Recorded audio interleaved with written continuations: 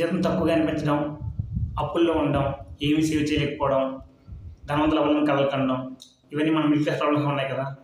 2060 సంవత్సరాల క్రితం బాబిలోను అనే రాజ్యంలో ఆ రాజుకు కూడా తన ప్రజలు ఎంత కష్టపడుతున్నా ఏమీ సంపాదించలేకపోతున్నారని అనిపించింది. అందుకోసం ఆ రాజ్యంలో రిచెస్ట్ పర్సన్ అయిన ఆర్కాడ్ అనే వ్యక్తిని పిలిచి తను ఎలా రిచ్ అయ్యాడో, తను ఎలా సంపాదించగలిగాడో అనే విషయాలు ప్రజలకు చెప్పమన్నాడు. అప్పుడు ఆర్కాడ్ ఒక 7 పాయింట్లు చెప్తాడు. ఆ పాయింట్లు ఇప్పటికీ మన లైఫ్కి ఉపయోగపడతాయి. అవేంటి ఇప్పుడు చూద్దాం. Point number 1, most important. ఈ బుక్ మొత్తం మెయిన్ పాయింట్ ఇదే: పే యువర్ సెల్ఫ్ ఫస్ట్. మనం వచ్చిన సంపాదనలో అట్లీస్ట్ 10% సేవ్ చేయమంటాడు. అంటే మనం 10,000 సంపాదించామనుకోండి 1,000 రూపాయలు, 30,000 సంపాదించామనుకోండి 3,000 రూపాయలు. మనం యాక్చువల్లీ ఏం చేస్తాం, శాలరీ పడగానే ఈఎంఐలు, రెంట్లు, ఖర్చులు ఇవన్నీ పోగా మిగిలితే డబ్బులు మీద సేవ్ చేద్దాం అనుకుంటాం. అలా కాకుండా ఆర్డర్ రివర్స్ చేయమంటాడు. అంటే మన శాలరీ పడగానే ఫస్ట్ 10% సేవ్ చేసేయాలి. మిగతా డబ్బుల్లోనే ఓన్లీ ఖర్చు పెట్టుకోవాలి. ఇప్పుడు సపోజ్ ఒక పర్సన్ 30,000 సంపాదించాడు అనుకోండి, శాలరీ రాగానే ఒక 3,000 సేవ్ చేసి మిగతా అమౌంట్ని ఖర్చు పెట్టాలి. మిగతా 90%లోనే అమౌంట్ ఖర్చు పెట్టుకోవాలి. ఇలా చూడండి, ఒక పర్సన్ 3,000 సేవ్ చేస్తే నెలకి ఒక సంవత్సరంలో 36,000 సేవ్ చేయగలరు. అంటే ఒక మంత్ శాలరీ దాటి సేవ్ చేయగలరు. Point number 2, control expenses. ఒకసారి ఆలోచించండి, మనకు 10,000 శాలరీ వచ్చినప్పుడు కూడా మన శాలరీ మనకు సరిపోదు.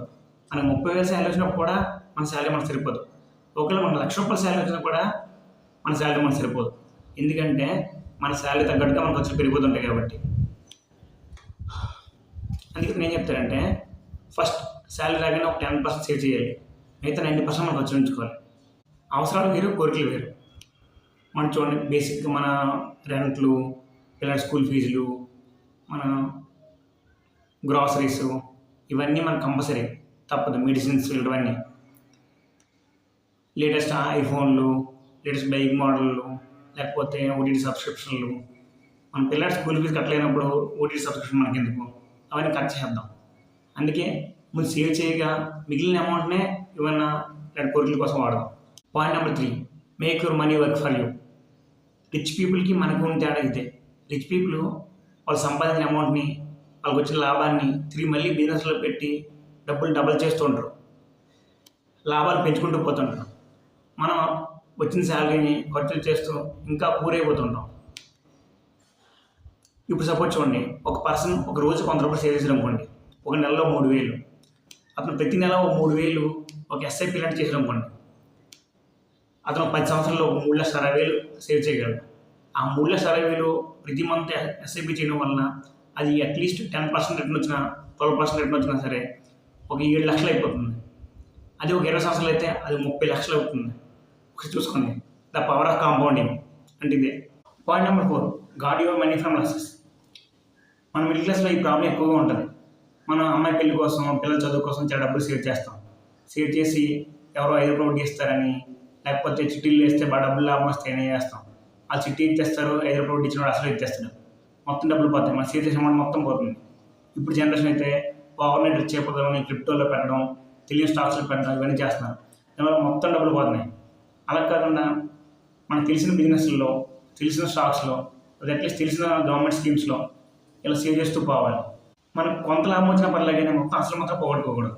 Point number 5, own thy home. ఇల్లు కట్టుకోవడం మంచిది అంటారు. యాక్చువల్గా మన విలేజ్లో ఉండి, మన సొంత ఊళ్ళో ఉండి ఇల్లు కట్టుకోవడం ఎప్పటికైనా మంచిది. ఎందుకంటే మనకి ఈఎంఐలు పోయినా సరే మనకి ఆఖరికి ఆస్తి ఉంటుంది, సొంత ఇల్లు ఉంటుంది. కానీ సిటీలో సెటిల్ అయిన మాత్రం ఒకసారి మీరు ఆలోచించుకోవాలి. ఈఎంఐలు, ఇది కాస్ట్ ఆఫ్ లివింగ్, నెక్స్ట్ మన ఇల్లు ఎక్కడ ఉన్నా మంచిదా లేదు, మనం ఎప్పుడైనా ట్రాన్స్ఫర్ అయిపోతామని ఆలోచించుకోవాలి. Point number 6, invest in your self. మన మీద మనం ఏదో నేర్చుకోవడానికి చేసే ఇన్వెస్ట్మెంట్ బెస్ట్ రిటర్న్ ఇస్తుంది. ఏ మ్యూచువల్ ఫండ్స్, ఏ వడ్డీలు ఏమీ ఇవ్వలేవు.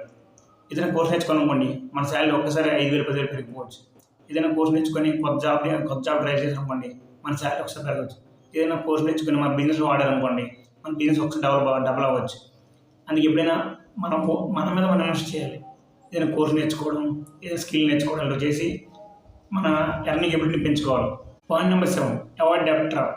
అంటే అప్పులకి భయపడడం చూడండి. మనం ఎక్కువగా చేస్తుంటాం. హౌస్ లోన్ అవసరం తీసుకోండి, కార్ లోన్ అవసరం తీసుకోండి, కానీ పర్సనల్ లోన్లు, క్రెడిట్ కార్డులు ఇవన్నీ చాలా డేంజరస్.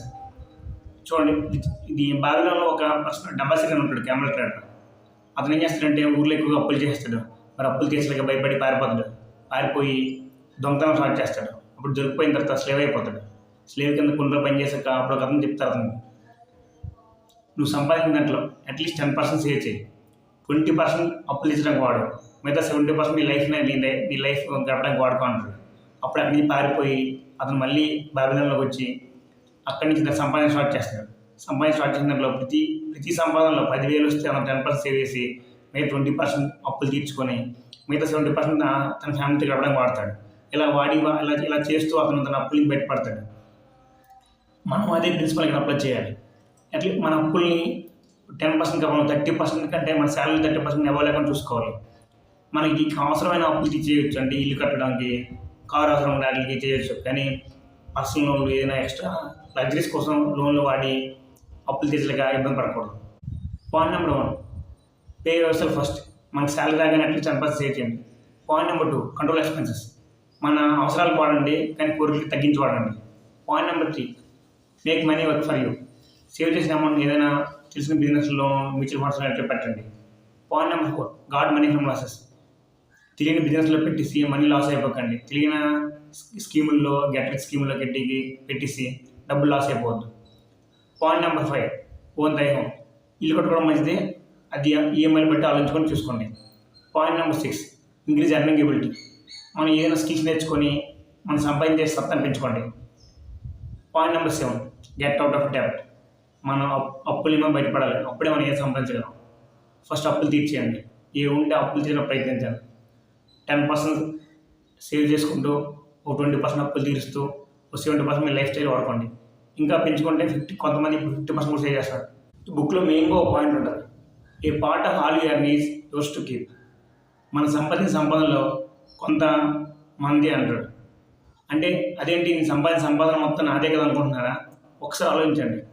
మనకు శాలరీ వస్తుంది, రెంట్లు కడతాం, ఈఎంఐలు కడతాం, స్విగ్గీలో, జొమాటోలో ఆర్డర్ చేస్తాం, ఫ్లిప్కార్ట్, అమెజాన్ ఆర్డర్ చేస్తాం, ఇంకేమైనా షాపింగ్లు షికాలు ఇవన్నీ తిరుగుతాం. కానీ ఆఖరి మనకి ఏం మిగులుతుంది? ఏం మిగులుతుంది? అప్పే మిగులుతుంది. ఒకసారి మన నెల మొత్తం కష్టపడి మనం సంపాదించిన డబ్బుల్ని ఇంకెవరెవరికి ఇస్తున్నాం? మనకు ఒక 10,000, 5,000 ఎంతమంది అమౌంట్ ఇచ్చుకుంటున్నామా? లేదు. ఇతను మెయిన్గా చెప్తాడు, మనం 10,000 సంపాదిస్తే 1,000 రూపాయలు మన కోసం ఉంచుకోమంటాడు. 30,000 సంపాదిస్తే 3,000 ఉంచుకోమంటాడు. 50,000 సంపాదిస్తే 5,000 మన కోసం ఉంచుకోమంటాడు. ఫస్ట్ ఈ ఒక్క హ్యాబిట్ మనం స్టార్ట్ చేస్తే మన జీవితంలో ఎంతో కొంత సంపాదించగలం.